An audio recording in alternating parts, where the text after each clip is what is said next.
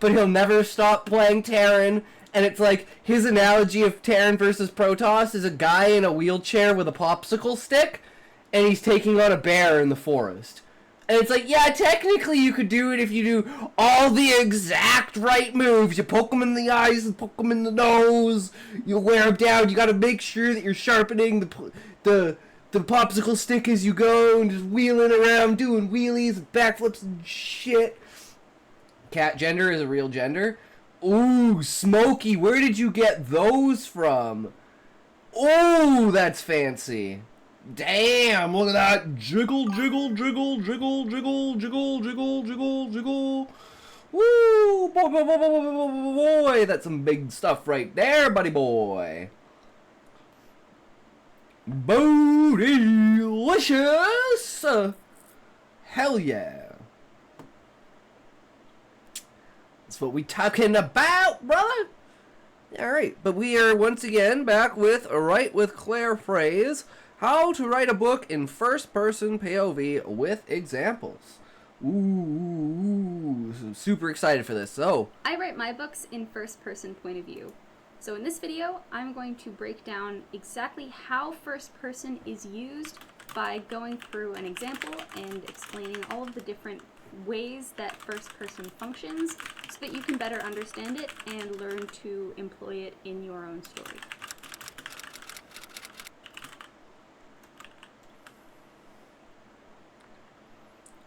I made a video on this channel sharing the pros and cons to first person to help you examine whether it was right for your story and make the decision as to whether you... Why is the word booty censored to me? You might have, why ain't you shaking that booty yet and made a emote e-talk? No one asked me to. Straight up. No one asked me to. I ain't giving that shit away for free. Yeah, sure, I'll do it when I'm on a bikini day. But it's gotta be like on a bikini day. Because you can't see shit in these sweatpants.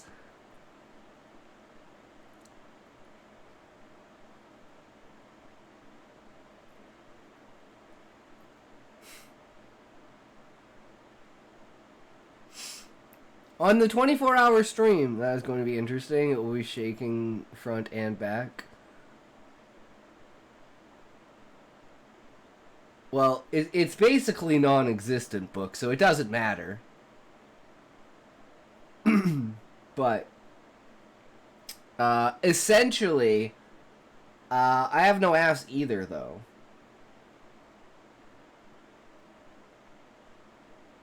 It is what it is. Wanted to write in first person, but this video is focused I can on only the speak technical sign language. how to write in first person, going through Just skin and bone. in depth, Sad breaking it small down, butt club. and showing you exactly what the author did and how they were able to utilize. That's why I have these guys. Where is it? Where is it? That's not it. There it is. That's why I have these. Whoops.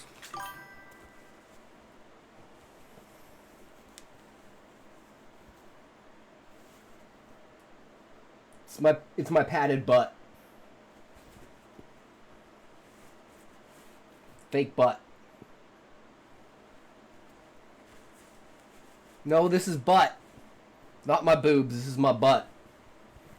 This is shorts. This is my fake butt. Because I don't have a butt.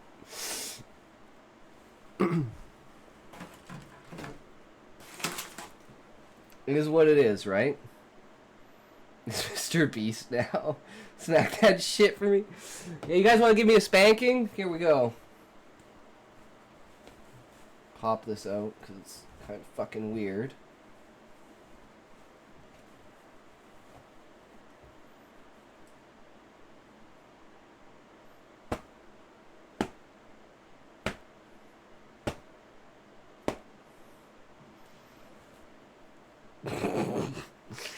No one can hear shit, book buyer.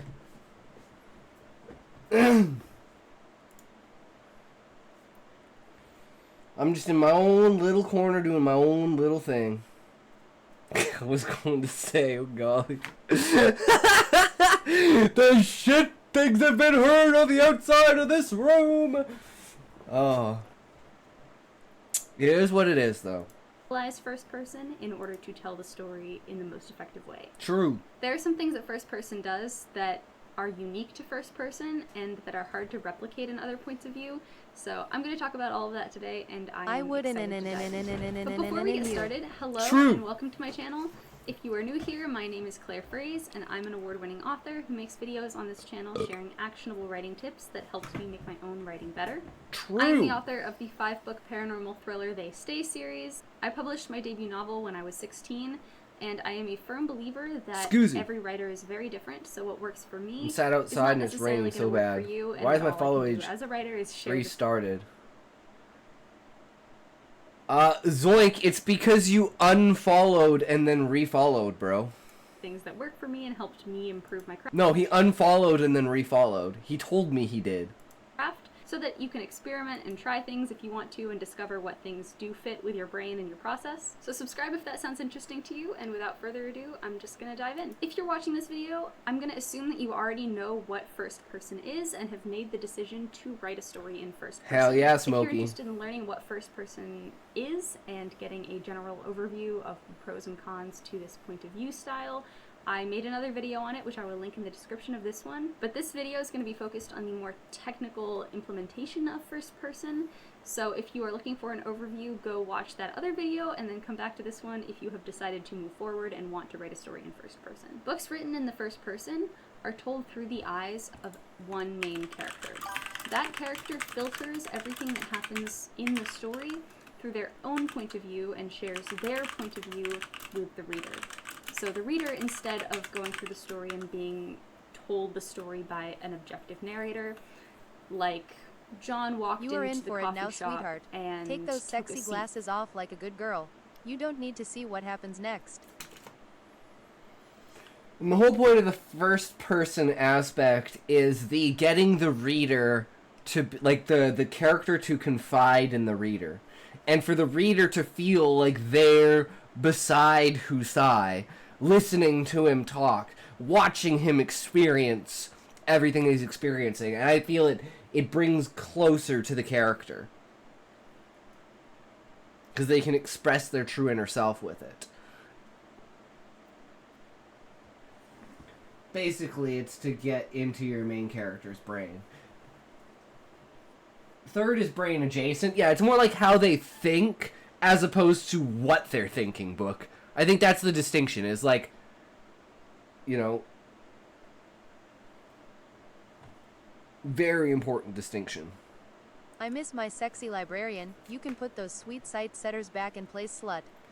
How did you get a OG name like a book buyer? Didn't you say, Book, that you were like super adamant about taking that name?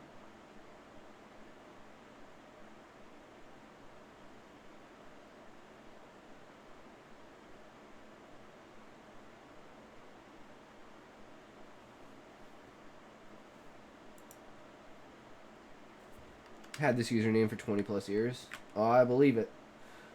So I like my username. It's unique. No one has it except for me. Live.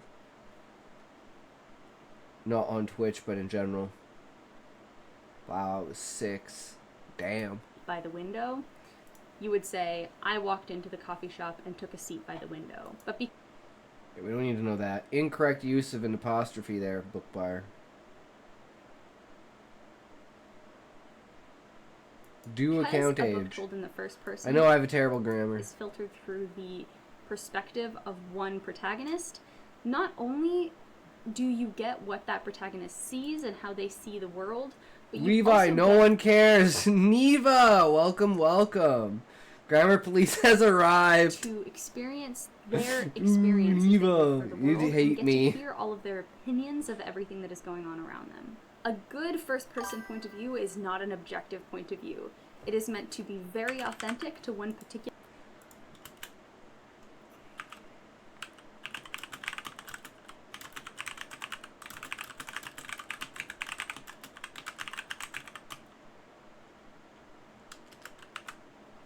My spelling is ours. Particular character. And I can't follow myself.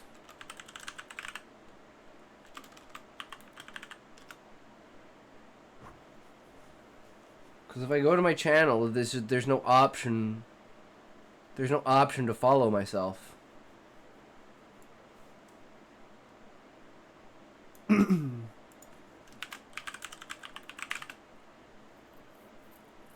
Yeah, see, I can't even do it on Kick. The grammar bitch. So I've been told that many times. Of course not, you narcissist. So I give up on PoE? No, I didn't necessarily give up on PoE, Smokey. If you want to play PoE, I'm down to play PoE. But this guy who came in yesterday, his name is Bomb Dropper, and he suggested this game for me. And not gonna lie, it looked pretty fun. So we bought it, and we're gonna try it today. And if we don't like it, we're just gonna refund it. I know, Bomb Dropper. I quite like policing grammar. It's a fun exercise. I mean, it teaches people, Levi. That's a good thing. I'm glad for that, because I wouldn't know otherwise. And I'd keep making the same mistakes. And that character will show you the world as they experience it, whether it's right or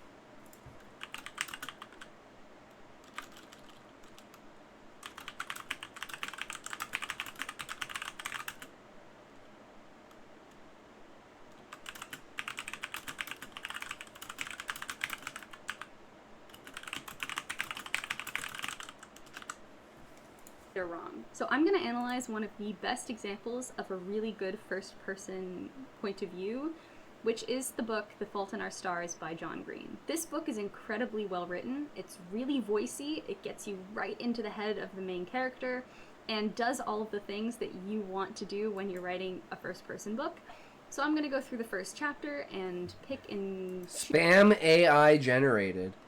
Might sleep for a while. Sounds good, book. To illustrate all of the really cool things that you can and should do when you're writing a book in first person. I'm just going to start reading the first chapter. Late in the winter of my 17th year, my mother decided I was depressed. Presumably because I rarely left the house, spent quite a lot of time in bed, read the same book over and over, ate infrequently, and devoted quite a bit of my abundant free time to thinking about death. Whenever you read a cancer booklet or website or whatever, they always list depression among the side effects of cancer. But in fact, depression is not a side effect of cancer. Depression is a side effect of dying. Cancer is also a side effect of dying. Almost everything is, really. But my mom believed I required treatment, so she took me to see my regular Dr. Jim, who agreed that I was veritably swimming in a paralyzing and totally clinical depression, and that therefore my meds should be adjusted, and also I should attend a weekly support group. So the most striking thing in this first passage is how strong the voice of this character is. Having a strong voice is really important when you're writing fiction. Your voice is what makes your book special, and what makes your book stand out against other First books. stream ideas for later and figure out a schedule for it. Hell yeah, book, that's what it's all about. And why do you even have so much AI generated photos? Because I made these, book. Because I made these, Zoink. I'll show you for TikTok. And I'm making them on, like, all of the React video notes that I do. Let's see if I can find this shit again. So these are the ones that we made. We have Final Battle. TikTok is banned in Hong Kong, China. Now, voice is a very vague subject, and it's a really difficult piece of criticism to receive if someone says you don't have a strong enough voice in your book, because what does that really mean? So I did make another video really diving into voice that I recommend you go over and watch. If Sure, you're Zoinko, you're everything. what voice is and how to work to improve voice in your writing. But voice is one of those nebulous, je ne sais quoi elements to writing that you either have or you don't have, so it makes it tricky to work on, but if you are persistent enough, you can start to hone in on your... They're not photos because they're not captured by a camera or some other imaging technique. Yeah, but I'm still going to call them photos. Voice is not something that is unique to first-person writing, but in first person, you have to use voice in a slightly different way. Because every author has a voice, and writers who write in the third person have a voice that is perhaps close to their authorial voice. But when you're writing in the first person, not only does your voice have to be true to yourself as an author, but it also has to be true to that point of view character. Your point of view character should have a voice that is unique to them. Because when you're writing first person, you as the author are Half-Life 2 is the best game in the world. It is. I could definitely see an argument for that, Levi. The author who's writing this from the perspective of somebody else, but that somebody else, that character, is the one who is speaking to the reader and telling the story. So we want that character's voice to be the one that shines through, not only your voice as the author. John Green may not be the best example of this because a lot of his main characters have similarities with the way that they speak and the sense of humor that they have that I think very closely mirrors his own. But if you're reading a book narrated by multiple first-person point-of-view narrators, you will find that there are differences in the way that they phrase things and the way that they see the world. And reading one chapter that is narrated by one person is going to feel different than reading another chapter narrated by a different character. Yeah. So what are the first impressions that we get of Hazel in this passage? Right off the bat, we can tell it's really conversational, but not crazy conversational. Like, you can tell this is somebody that takes... That's ads, and we'll just pause the video and take a toke for ads. Why does it not? Huh? No, it's considered, not obscene. What's the word? It starts with a D. It's not distasteful. Derogatory. You should be called Itoki. Itoki. True, Levi. Levi, if you didn't know, it's my birthday today. I know it says it in the stream title, but, like, it's actually officially really my birthday today. So guess what my brother bought me?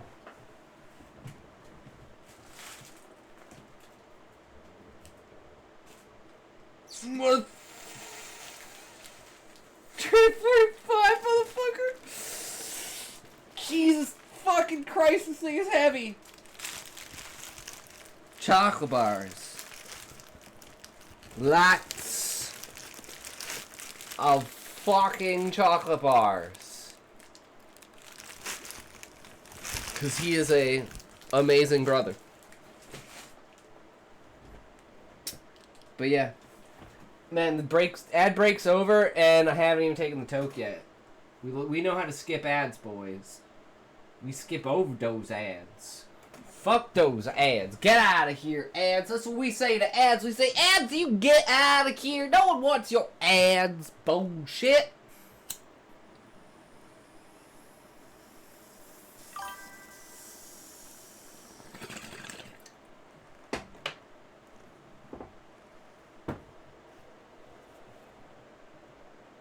This basic bitch stupid streamer can't even get his camera right? Fuck freeze frames. I'm not freeze framing that.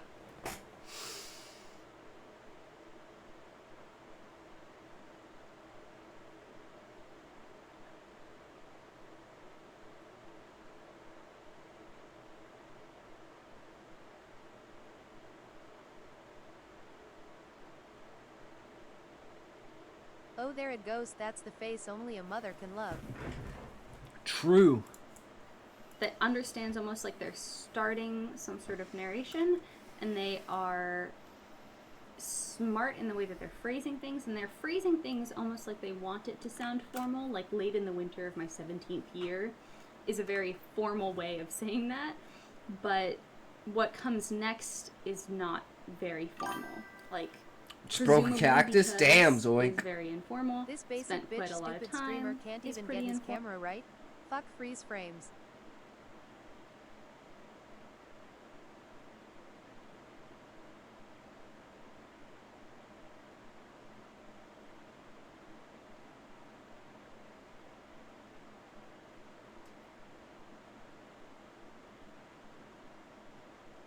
Woof.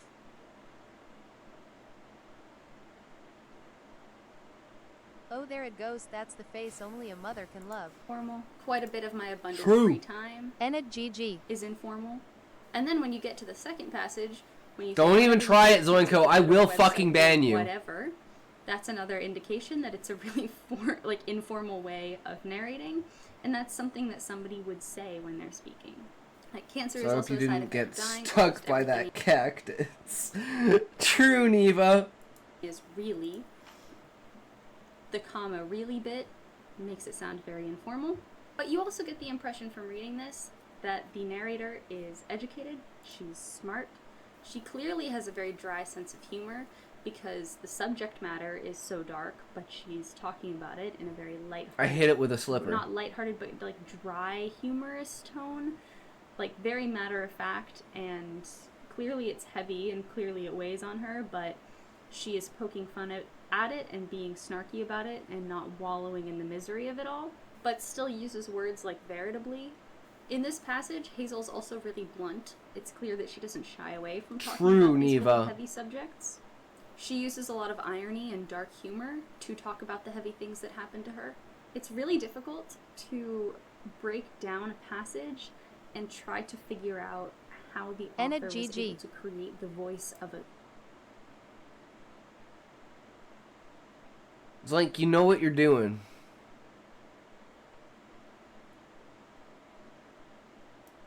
Character in that passage, because voice goes into every single word choice and just the order of everything that you say. And I have found that in my quest to try to figure out voice, because I got a piece of feedback about a year ago that my writing wasn't voicey enough, and I couldn't figure out what that meant. I kept trying to figure out how I was supposed to improve on that. I share my findings in my video that I made on voice, so I'm not going to go through all of my findings here because that would take too long, but I did find that there's just no way to fake it, and that you have to practice getting into somebody else's head and staying locked into that person's psyche in order to figure out how to like write in that person's voice. It's really tricky. One trick that really did help me was watching videos of my favorite TV characters speaking and then trying to replicate their voice without listening to them and writing something completely unrelated, but writing it in that character's voice. And that taught me how to click into other characters' voices. But this sort of conversational voice and the uniqueness of a voice to a narrator character is something that is pretty unique to first person. And you still get that in third person a little bit, but more so in dialogue you get unique voices. You get to have more of a narrator voice when you're writing in third person, but in first person, that entire... Sorry, Zoe. Biological demon, heart attack, diabetes. No, guys, I have a black hole in my stomach that eats everything. So no matter what I eat, I don't gain weight. It's okay, don't worry about it. Narration has to be in that character's voice. So if you have a character that really loves dry humor, you have to have the dry humor in the actual narration of your book. So let's keep reading. This support group featured a rotating cast of characters in various states of tumor. Okay, I'm not so sure about this one, guys. Why did the cast rotate? A side effect of dying. The support group, of course, was depressing as hell. It met every Wednesday in the basement of a stone-walled Episcopal church shaped like a cross. We all sat in a circle right in the middle of the cross, where the two boards... Should I hide in the closet? One means yes, two means no. I mean, what? I noticed this because Patrick, the support group leader and the only person over 18 in the room, talked about the heart of Jesus every freaking meeting. All about how we, as young cancer survivors, were sitting right in Christ's very sacred heart and whatever. So here's how it went in God's heart. The 6 or 7 or 10 of us walked/wheeled in, grazed at the decrepit selection of cookies and lemonade, sat down in the circle of trust, and listened to Patrick recount for the 1000th time his depressingly miserable life story. How he had cancer in his balls, and they thought he was going to die, but he didn't die, and now here he is, a full-grown adult in a church basement in the 137th nicest city in America, divorced, addicted to video games... Jesus! Did I just join you listening to a sermon? No, Beezus, this is the very first chapter of, oh fuck, what's it called? The Fault in My Stars.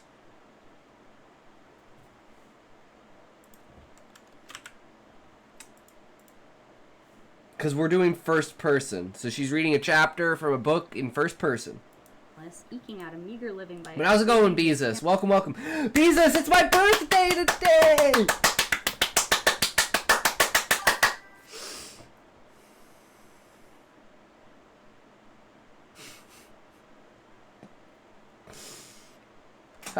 Yeah. Right. Cancer-tastic past, slowly working his way towards master's Happy degree that birthday, will not man. improve- 19, right?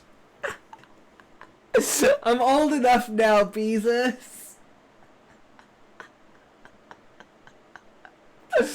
Oh my god. True, Beezus, true. So my brother got me $30 worth of fucking candy.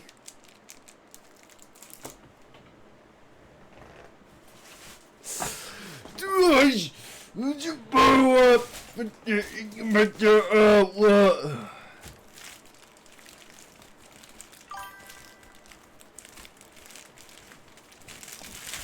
It's all candy.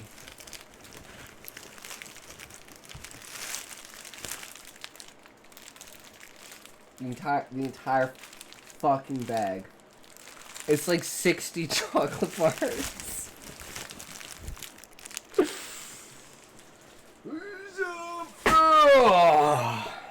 63 chocolate bars.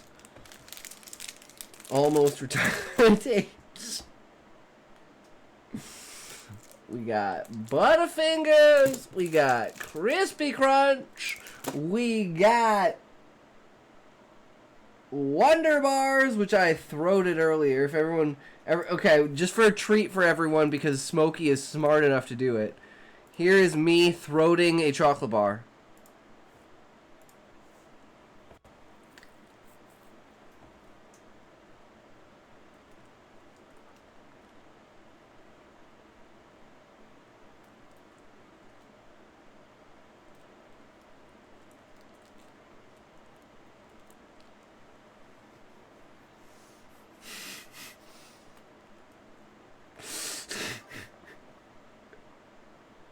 That thing took forever. Wonder Bar was not the right bar to do with that.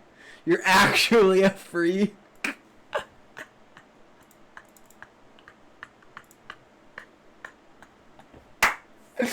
True. Oh my god. His career prospects, waiting, as we all do, for the sword of Damocles to give him the relief that he escaped lo those many years ago when cancer took both of his nuts but spared what only the most generous soul would call his life. And you too might be so lucky. So, in this passage, we get a pretty good idea about how Hazel feels about this entire situation. And that's the next thing that you do when you're writing in first person, is your... Ooh, two. Did you know you can bypass your gag reflex by just freezing, by squeezing your thumb? Well, doesn't matter, I don't have a gag reflex, Levi. But that's interesting. How the hell does that work? I'm not so sure about that.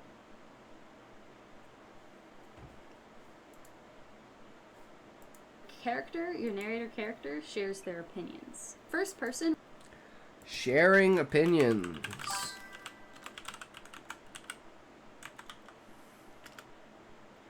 Maybe it was in my head, but I tried that once and just threw up a few inches deep. You know what's good GTG practice? to Polybuzz, Oh the no, best I game haven't ever. read The Fault in Our Stars. Sorry. I haven't read it either. I just watched the movie, right? I just happened to see the movie.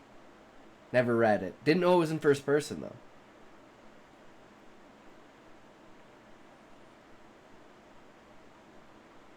But yeah, Beezus. Trick. I'll teach you now. Brush your tongue. Just start slow and just over time work your way further and further back until eventually, you know, you're like, what? My toothbrush disappeared. Oh shit. Bye, Zoink. Have a good night. Enjoy the game. and reports the world around the character through that character's eyes. We as the audience don't see things how they are. We see things as the character sees them. A flower could objectively be really beautiful, but if your character thinks it sucks, you have to write on the page that flower sucks. Hazel clearly is not the biggest fan of this support group. She doesn't outright say she doesn't like the support group, but we get that from the narration. Like, Gray's did a decrepit selection. Afternoon, not night. You're a Clearly trip. not a huge fan. Thanks, Neva. I try to be the shrooms that you can consume all of the time. 137th nicest city in the world. What only the most generous soul would call his life. This is not a glowing review on Patrick or his life. Hazel clearly hates it. Hell yeah. But there could be another character. That sounded like a Rick and Morty line. From at all. You never know.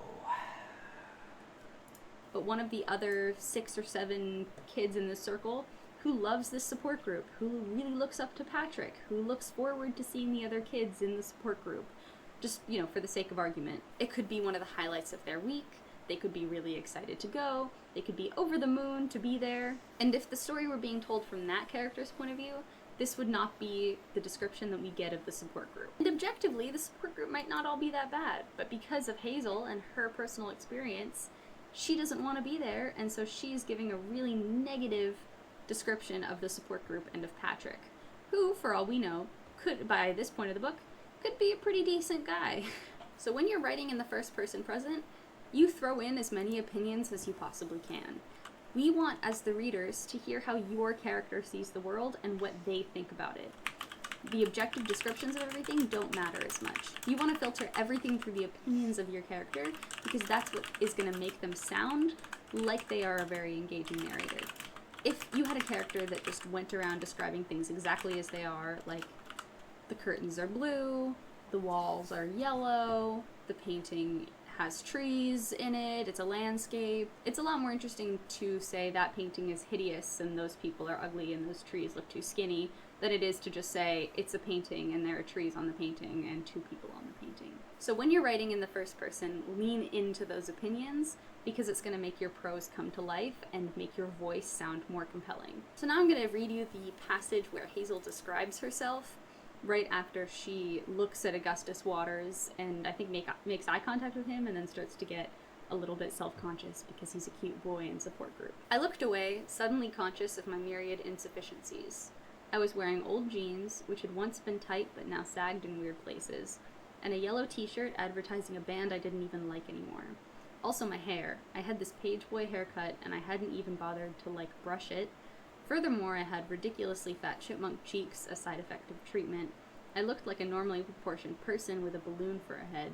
This was not even to mention the cankle situation. And yet, I cut a glance to him, and his eyes were still on me. So this is very voicey. There are opinions running amok in this paragraph. She has tons of strong opinions about herself and the way that she looks. But also, in this passage, you get a lot of information that the readers wouldn't otherwise get, like inner information.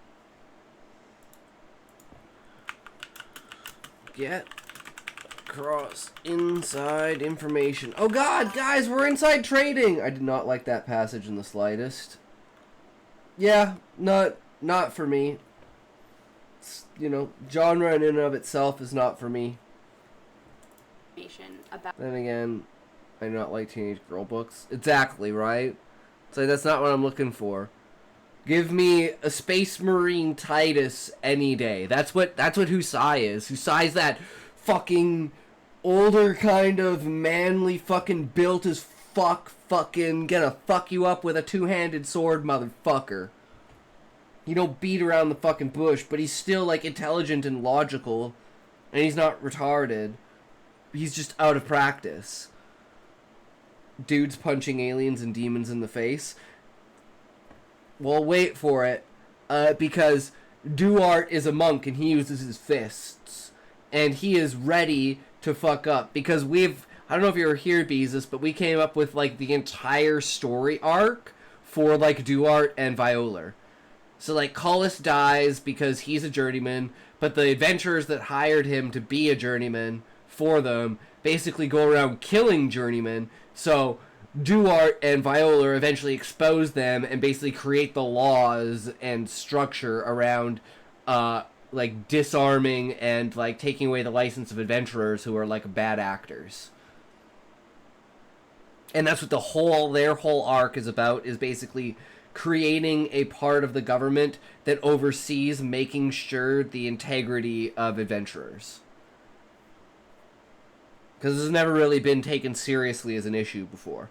Which is probably one of the main reasons why there's like such a high adventurer death rate. Talks. Have you got any writings on AO3? He doesn't have an account. What is AO3? I should make an account right now if I don't have an account on it. What is it?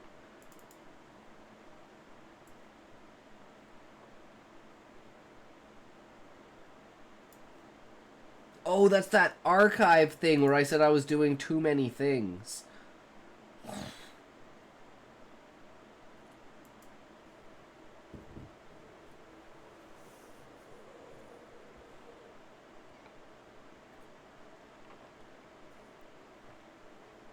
All right. Okay. Thank you again for the follow, Jenny Bob. May not be able to dig into. Fuck you Third-person and Nope. Bitch, try again, Smokey. Try again, motherfucker. You can get some of this in, but this is an extremely close narration that digs really deep You gotta distract me first with something, brah. into somebody's psyche, and you don't get this same level of It's like a laugh, get me to close my eyes, smack me with the ends, and I'm dead. in third-person limited. So there's tons of information here that you wouldn't otherwise get that's not objective, that's very personal, that only she could provide in her thoughts. A yellow t-shirt advertising a band I didn't even like anymore. Somebody looking at her wouldn't know that she didn't like that band anymore. That's only something she would be able to tell you. Like, I hadn't even bothered to, like, brush it. She is the only one who knows that she didn't brush her hair in the morning. Someone looking at her would just say that it was messy, but she said she didn't brush it this morning. Now, this can be a real strength to first person. It can also be limiting, because while you do get the serious depth of narration and closeness between the reader and your character, your main character can only infer what other people are thinking. You cannot get into anybody else's head. Yeah. And this is where Doomer Cole! Welcome. How's it going, brother? Welcome. How are you? Are you a writer, a reader, a purveyor of stories and the like and such? Do you enjoy tales that provoke an essence of your soul, that bring forth a true vision of a world you may have never seen?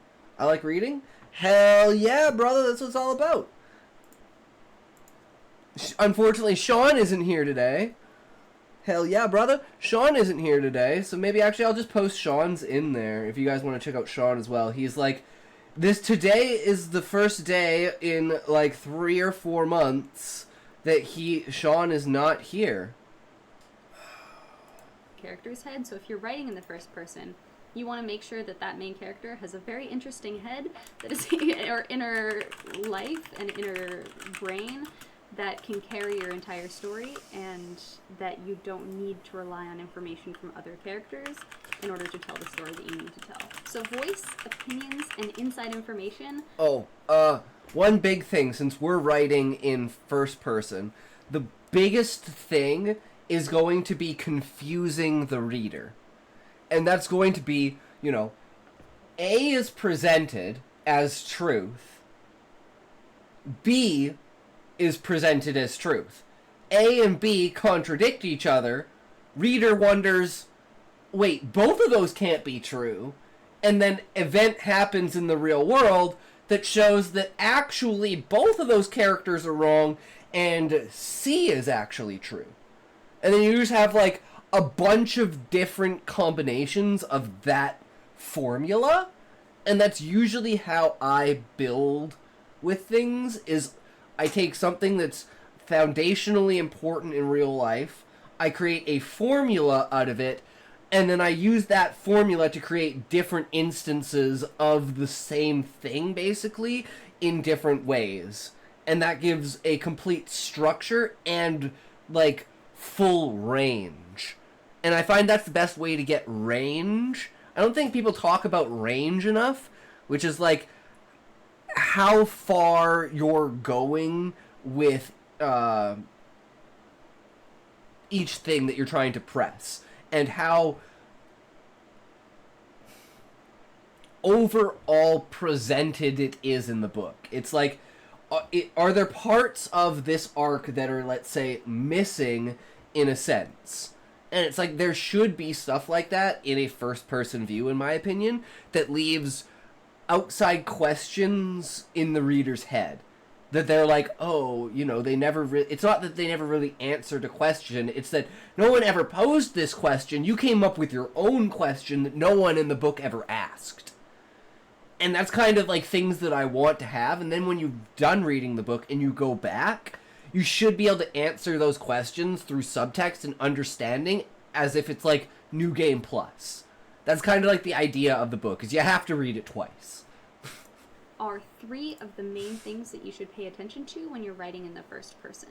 Those are the things that really differentiate first person from most other point of view styles, and those are the things that are going to bring your first person narration to life and make it really seem like another full-fledged human being of a character is telling you this story. But this True. example from The Fault in Our Stars was told in first person present tense, past.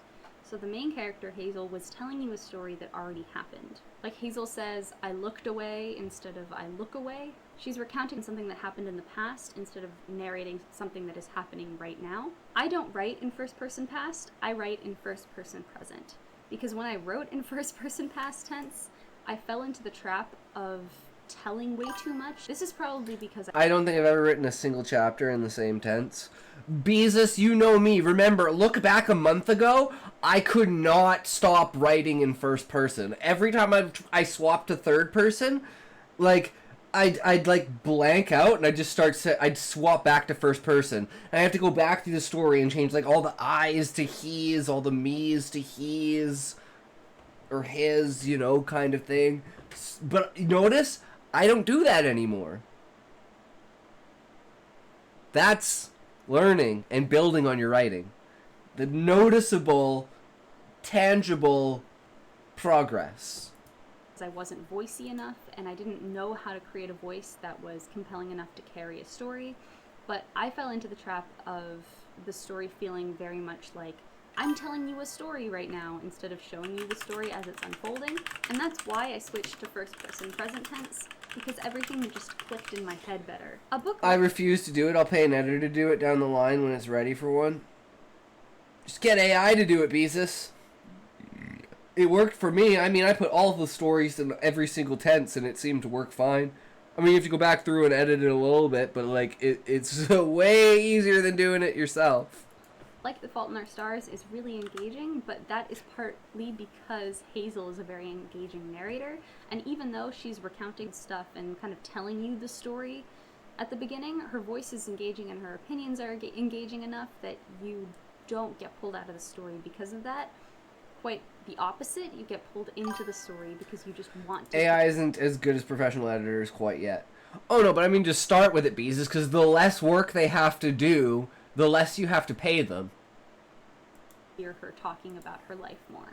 But what I really like about first person present tense is that it adds a lot of urgency to the things that are happening. First person past allowed me to get a little bit too retrospective about the storytelling and pulled me out of the moment.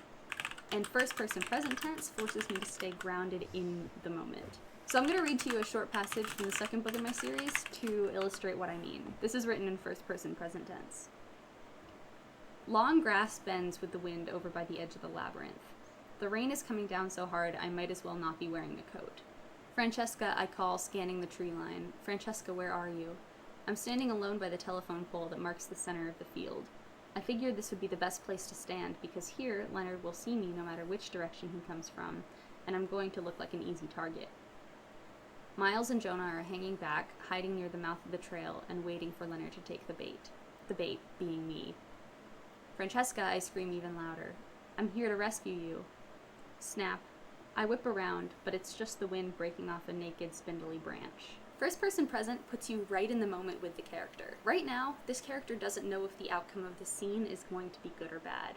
You as the reader are right there with them as they experience the things that happen in the scene, which to me makes it more exciting. But I also write thrillers and mysteries, which is a different genre from The Fault in Our Stars, and first-person present tense would not work as well as first-person past does in that book. But all of the same things apply to a first-person present tense. You still want it to be voicey, you still want the characters to share their opinions, and you get to still reveal all these things that readers might not otherwise get to know about your characters and their situation. So that's it for my in-depth analysis on first-person present tense and how it's used in prose. Egg salad. I hope that video is helpful. I know that I wasn't able to go into serious depth about voice, but that's because it's such a huge subject, and I spent a lot of time writing and working on my voice video, so I say everything a lot better in that video, and I recommend go checking that out if you want to learn more about voice. If you have a second, I'd be super grateful if you could like this video and also subscribe to my channel. Do you like writing books in the first person? Have you written a story in the first person? If so, do you like writing in past tense or present tense? And do you have any tips for how you learned to write in the first person effectively? If you do, pop them down in the comments. I'd love to hear what you have to say. There is so much more to writing in the first person than simply just changing the tenses. It's a completely different style and artistic form of writing. I love writing in this tense so much, so I would love to commiserate with other people who share my love for it. Thank you so much for watching. I hope you have a fantastic week, and as always, happy writing.